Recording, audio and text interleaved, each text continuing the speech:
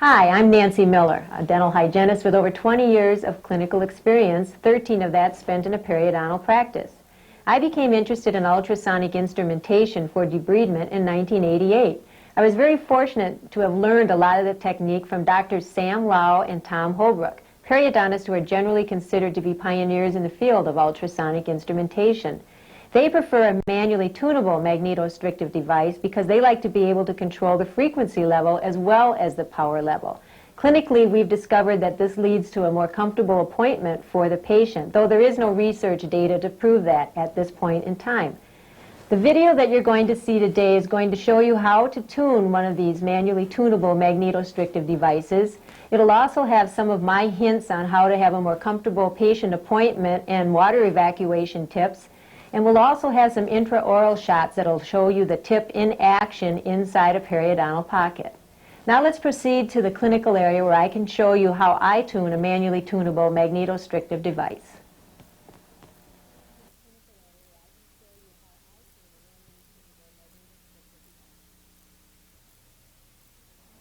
The equipment I'm using today is a manually tunable magnetostrictive device made by the Ultrasonic Services Company in Houston, Texas. This unit has a lot of unique features that I'd like to point out to you. We have an on-off switch, which is pretty standard for most units, and we have a tuning and frequency dial, which is standard on manually tuned units, but never on auto-tuned units. This is the water control, and what you notice is missing is there is no knob for the power or amplitude control.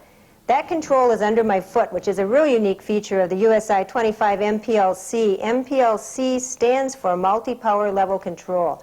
It's an accelerator-looking like device that I place my whole foot on, and this is how I can control the power without having to touch the unit. When I place it 1/4 down, that's low power. As I continue up, it's just like a sewing machine treadle. It'll go faster. This allows me the opportunity, if I come across some heavy or tenacious calculus, to just do a power surge real quickly and back off and return back to my low power level. This eliminates the need for me to go back to the unit and turn a knob, which of course is cross-contamination, and plus I can get a power surge when I have some heavy or tenacious calculus. All right, let's go through the steps for tuning this device. First of all, we want to make sure that the on-off switch is in the on position, and that we have the frequency turned all the way down or out of phase. I want to check, you don't have to fill the handpiece with water like a lot of other units, and when you put the insert in, you should gently twist it, not jam it in, so that it'll fit into the handpiece snugly. First step we have to do is see how much water we have coming through, and we want to have the water spout about 1 inch in the air. Obviously this is going to be too much water, and this really isn't enough. So we want it to be about 1/2 inch to 1 inch. And I will hold the insert up to do this, because if I turn it down, I'm never going to know how much water I've got. So point the insert up, tune it to about 1 inch of water, and we have the power level at low. Now I'm going to start turning the frequency, and I can turn that knob fairly rapidly with the insert in the down position, and I'm going to wait till I hear the highest pitch, which was back here a little ways. And right there is probably the optimum frequency for this particular insert. Now if I push to the high position on the power level, notice what happens to the spray. It gets real misty. This is what happens in a lot of auto-tuned devices, making it difficult to see in the mirror and getting the patient's face wet. Where I'm going to operate this unit for my normal procedure is at low power and with the frequency just slightly out of phase, so you don't hear that high level. And you should have about that much water flowing through the tip. Again, what we're going to go through is the steps briefly again. We're going to make sure the power is on, and then we're going to make sure the frequency is all the way out of phase. We're going to use low power and check the water to be about 1 inch spouting. Turn the insert over, turn your frequency to the highest pitch, and then just back off a little bit, and then we'll use this unit at low power, slightly out of phase.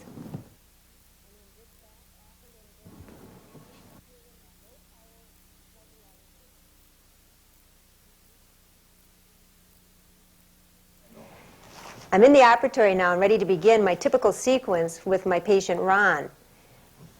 If you notice, I have all my equipment conveniently located so I don't have to twist and turn my body too much to get at it. I've got barriers in place. I like to put a piece of saran wrap in front of the face of the unit so if I have to turn a dial, I can just go easily that way and not have to contaminate it. I've got myself seated very comfortably. If you notice, I have a special chair. It's an ergonomically designed stool that'll support my elbows. I've had neck and back problems, and this helps me stay a little bit straighter during the appointment. I've got Ron's head at the very far end of the chair so that I don't have to reach for him. And I'm going to use a typical personal protective equipment. Normally I would wear goggles and a tight-fitting mask, but today, because I can't talk into the mic without fogging up my goggles, I'm going to keep that type of gear off. You can also use scopes, which I have a set of. I don't happen to have them here today with me. I've pre-tuned the tip, and I usually start with a universal tip, so that's all set to go and the barrier is in place. I've had Ron pre-rinse before I've seated him, and I'm going to use a little bit of lip lubricant just to make sure that they're comfortable and that I can get their mouth open a little bit wider. And I may have pre-polished if there was a lot of debris, just so I can get the microbes out and not put it into the aerosol. I've charted the patient's mouth if they have periodontal pockets, and I would usually keep that chart in a very handy spot so that I can refer back to it. If the patient hasn't had an ultrasonic used on them before, I like to explain in layman's language what I'm going to be doing to them. The other thing I don't like is to have the patient have control of the water evacuation devices. So I use a saliva ejector. This particular one is called the hygroformic. It's a coiled model. It's available through most supply houses, and it's quite easy to use and very efficient. One thing you want to try to remember is to have a long enough hose on your saliva ejector that it will hang freely off to the side of the mouth. Gravity is what keeps it in place. So before I begin here, I'm going to take the saliva ejector and just turn it slightly to the left so that this will hang into the corner of Ron's mouth on the left-hand side. We'll place it in place here. And I usually start on the left, and I'll have the patient turn their head slightly to the left. And this allows their head to become like a drain. The water will flow evenly into that saliva ejector. Now remember, with an ultrasonic, we don't have to use a fulcrum and we don't have to set the edge of an instrument. So I do most of my procedure from 12 o'clock. And I'm going to show you right now the sequence that I use, starting on sextant 4 on the left side. I'll enter his mouth and I'll start working on a molar because it's a less sensitive tooth, especially if the patient has not ever had an ultrasonic used on them before. And generally I'll pull out after working on one tooth and I'll ask the patient if the water is warm enough. If the water isn't warm enough, I'll put the saliva ejector back in and I'll run it at high power for about 10 to 20 seconds, which will warm up the water. Again, if the patient isn't used to the procedure, I like to get them kind of warmed up to that themselves by working on a very likely a less sensitive area. And that gets them relaxed so that they're more comfortable for the procedure. I'll then move to the lower anterior area if there's any visible calculus. And Ron has just a little bit here today. And if there is visible calculus, I'll go in and I'll make sure that I can get that off easily with the tuning that I have set for my instrument. Obviously, if I can remove calculus easily, what's it going to be doing to bacteria down in those pockets? It's going to be removing it also. The sequence that I use will be starting on the left side, and I'm not going to go through the whole thing, that's kind of boring, but I essentially will do all the buccal surfaces of the patient's 2 sextants, 4 and 5. Later on in the film, we will have a close-up where I can show you the actual procedure in a little more detail. Then I would use the mirror, and I would do the linguals of both of these sextants. Notice how I can get back here, and his tongue is in the way, but I'm touching the tongue with the ultrasonic. There is no sensitivity. You don't have to get too concerned about that. And to finish the sequence in this position that I'm in now, I will go up and start on the upper anterior teeth, carefully holding his lip out of the way so that the water won't get up his nose. And I will do the facial surfaces of the anterior teeth, continuing around into sextant 3, where eventually I'll have to insert a mirror so that I can see what I'm doing just a little bit more easily. And again, I would be spending more time instrumenting these areas. We're doing this for sake of demonstration. I would continue with the mirror and do the lingual areas of sextant 3, coming around to the anterior areas. And again, I would go probably all the way, at least to the midline, if not a little farther, to complete possibly sextant 2 as well as sextant 3. Now, periodically, we do have to remove the saliva ejector, and because we do have a human patient that has to swallow occasionally, we'll take it out and let the patient swallow. Then what I would do is take the saliva ejector, and I'm going to turn it to the right slightly. I'm going to stay in the same position, but I'm going to have Ron turn to the right slightly, and I'm going to place the saliva ejector off to the right here. You know, I'll get a camera shot here in just a moment. There. And now what I'll do is sextant 6 the linguals, like so. I'll do some of the buccal areas on sextant 6, depending on how I can get my instrument angle. And notice again how the water is flowing into the saliva ejector. Note how his face is not wet. Note how I can see in the mirror it's not getting that fine mist that you get with so many other types of units. I'm going to go to the top and turn the tip this way. Rather than trying to torque the end of the instrument where the cord will wrap around on you, I'll turn the instrument, and I'll show you that again in a moment, and complete the lingual of sextant 1. This is where you should be turning this, right on that knurled part. It's like that. So now I've done the lingual of sextant 1, and I've done the linguals on the bottom on sextant 6. And now I'm finally going to have to move my own body position. But I'll leave the saliva ejector in the same place. And I'm going to go to the 9 o'clock position. Just like so. And I have to bring my foot feed with me, of course, because that is my power level foot control. I'm going to complete the buccal areas of sextant 1. And I may have to hold the saliva ejector in place with my finger. If you notice, I don't use a mirror very often because most of what you're doing is by feel. I'm going to go down to the lower section, which is sextant 6, and complete the buccal areas here, all the way to the back. And then I like to redo the lower anteriors, again turning the insert, because we always get a different view from 9 o'clock than we had from 12 o'clock. So I will go through and complete the lower anteriors with Ron turned slightly to the right. Now if you notice, I've only moved my own body 2 times during this whole procedure. The patient has basically had to move only twice. And with the water coming across the back of his throat, if I had this on the wrong side, he'd be drowning. But since it's on the same side, I've made his head into a drain. Now I may want to switch to a right or a left insert, which I'll do right now. I may have to retune this a little bit. If so, I'll reach over to the unit. But this would be the time, after going through with the universal tip, I would now start with the R or the L. This happens to be the R, if I had any furcation areas to get into. Also, I can turn this slightly and do his lower anteriors and not have to bend my hand quite as far. So, if I've done all I needed to do with the inserts, now I have to check to see if there's any calculus left. And I'll probably use an 1112 Explorer, the ODU Explorer that I talked about before, or very thin floss, or a lot of times I'll use an instrument to detect if there's any calculus, and I'll use the Epitex finishing strip down in here. And as you've noticed, I've only moved my own body twice during this whole procedure, and the patient's only had to move his head 2 times, which leads for a much more comfortable appointment. And if you run this interproximally, you can also feel if you've left any deposits.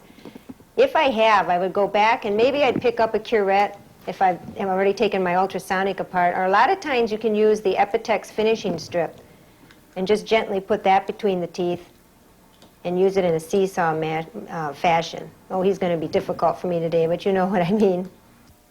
You'll find that your instrumentation time is shortened considerably by using ultrasonic instruments. You don't have to go back to the instrument tray and change instruments often. Plus, the water is constantly running over the area you're working in, so your field of vision is always kept clear. You will find that even though the instrumentation time is shorter, you probably are not going to want to shorten your appointment block. What this will do is allow you a little more time to do the procedures that we're kind of rushed in doing today. Things like OSHA-required barrier protection things, sterilization of the unit, and possibly just some time spent in educating the patient.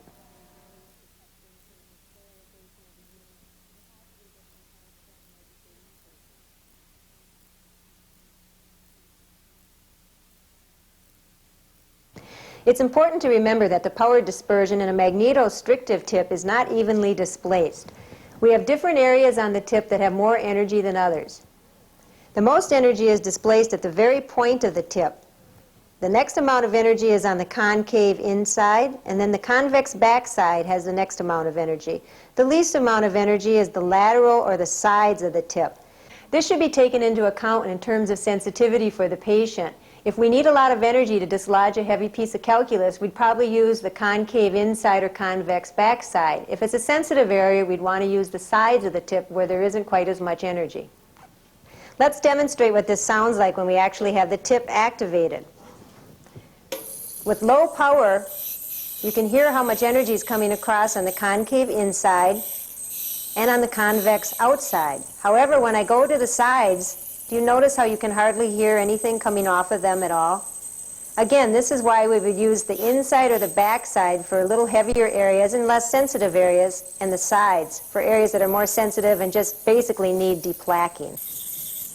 So keeping in mind that uneven power dispersion in a magnetostrictive tip, we may want to remember to use the inside or backside of the insert when we have heavier deposits of calculus, and when we get to a more sensitive spot, or if we're just deplaquing, we can probably use the sides of the tip because there's not as much activity on them. When using an ultrasonic instrument for debridement, we have to unlearn a lot of the concepts that we learned about hand instrumentation and root planing. For instance, we don't want to use the modified pen grasp that we use on the shank of a hand instrument where our finger comes down that shank. We want to use a regular pen grasp where the knuckle is underneath the insert and just resting on it. This allows us to wiggle the tip much more freely. And keep in mind, you also want to have the cord of the tip very loose with a lot of play in it so that you can get this action of a wiggling motion. The other concept you have to get rid of is the heavy, hard fulcrum that we used to do where we get real close to a tooth and fulcrum right up next to it. We want to use balance points, and a lot of times this will be right off the patient's face. Spread your fingers out, loosen up your whole grip, use a regular pen grasp, and you'll be able to get that modified or vibrating motion a lot more easily. When you want to turn the insert, remember again, turn it by the knurled part so that you can enter into the interproximal area like so. And look again where my fulcrum point is, or balance point. I'm merely resting my little finger on the patient's cheek. So again, we have to unlearn what we've learned about root planing. This is a very hard thing for most of us to do because we've spent many years trying to perfect the root planing procedure. When we're in the patient's mouth, we're going to use the tip of the insert much like a periodontal probe. And we'll keep it as parallel to the long axis of the tooth as much as possible. You can use it like an explorer when it's unactivated, but you should never insert the tip into a pocket or into an embrasure space and then activate it, because that'll torque the teeth and it can be quite painful. So once we have it activated, I'm going to start with the back side in this pocket, and I'm going to start to walk the insert around. I'm using the sides of the tip now, sides of the insert I should say, and I'm going to the concave inside. I'll rock my hand slightly, and I'll continue around in this fashion. Now I'm coming to a rather deep pocket, and I'd like to show you in this area the vibrating motion that we use. It's real short and very controlled, and it's much like an erasing stroke. And this allows me to get to the depth of that pocket, which feels to be about 9 millimeters right there. And then I will continue on to the back side and on to the back of his mouth. So again, we're going to use short rolling strokes, try not to jab, and use a very, very light touch.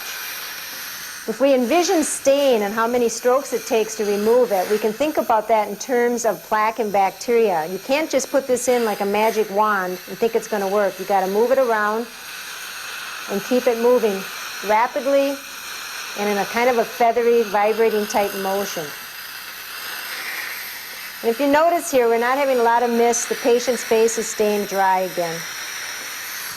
Now that we've done the upper arch, let's go to the lower arch. I'm going to turn the tip in the handpiece by that knurled portion on the insert, and we'll go down to the lower arch, and I'll show you how we can insert the tip into the pockets there. I'm going to use the convex backside to enter into this 4 or 5 millimeter pocket. And again, I'll just come across the more sensitive facial area with the sides of the insert, rock my hand a little bit, and be able to use the convex inside. and just keep going around in this manner. Now I want to be able to get into the embrasure area here, so I'm going to take and turn this tip like I showed you before by the knurled part, and I'm going to come in straight between the interproximal areas. And Jack has pretty large interproximal areas here. If these were a little bit tighter, what you'd be seeing is how you can come right up to the contact point, just like this. If he had heavy deposits here, I could angle this so now I'm using the concave inside and the convex backside, just like so. Again, we don't want to come in and touch the point of the tip against the root surface or the tooth surface. And if you notice, I'm not really using the point. I'm using the sides and the insides and all different angles here. This can also relate to posterior teeth coming interproximally back here. If you can see, you can come all the way through. I'm going to turn this around and just show you because it'll be a little easier to come in this way. And you can see it coming right in between the interproximal areas. And again, if he had a heavier deposit here, I would merely use the concave inside and the backside to get at those deposits, right under the cowl area, the contact point there. Okay. Another spot this is really good at is way in the back here. Jack has a little deeper area, and I'm able to get down in easily with this universal tip. But what I'll do now is switch to one of my other inserts. This will be the R or the L, and just like you'll have trouble deciding which is which. I just decided I had the wrong one there. And this is the curved one that's a lot like a neighbor's probe. Now this will allow me to come in at a greater angle without having to turn my hand quite so far. Again, this could be used interproximally also. And it's a match set. I would use the one that I use down here, I would use on the inside on the top. I believe Jack has a furcation area on this molar that we can demonstrate how this will work down in here. Let me get a mirror in here so we can reflect his tongue a little bit. And he does have a furcation area.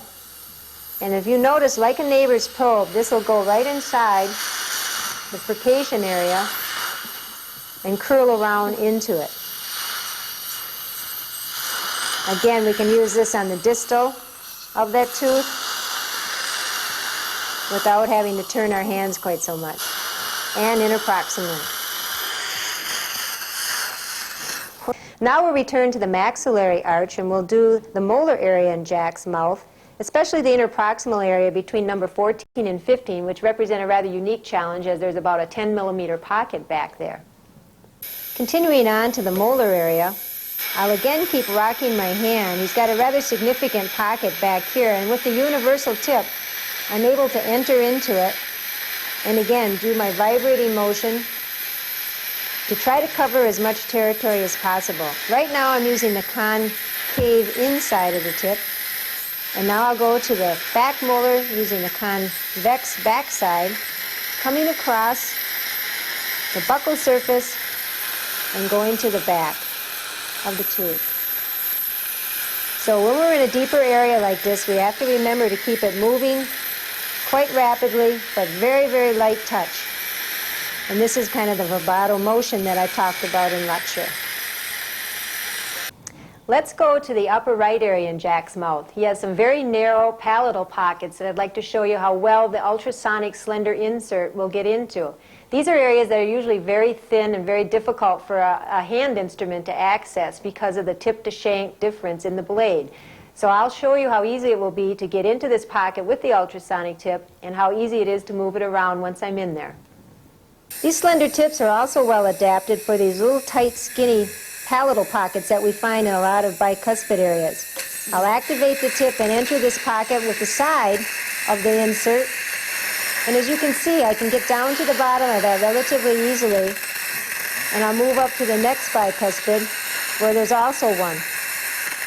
This is an area that's real difficult to instrument with a conventional curette. But as you're watching, you can see how easily these tips slide in there. I'll again use the vibrating motion. And because the tip is vibrating so fast itself, I don't have to worry about activating strokes like I do with a hand instrument. So this is an ultrasonic technique that works real well for me, and I hope it helps you get started when you use ultrasonics intraorally also for debridement. As with anything, there's a learning curve, so don't get impatient with it. Make yourself use it on every patient. You may want to follow with the hand instrument after a while, but I have a feeling with a little bit of practice that you'll be leaving your hand instruments on the tray a lot more often and using the ultrasonic for your patient's comfort and your own.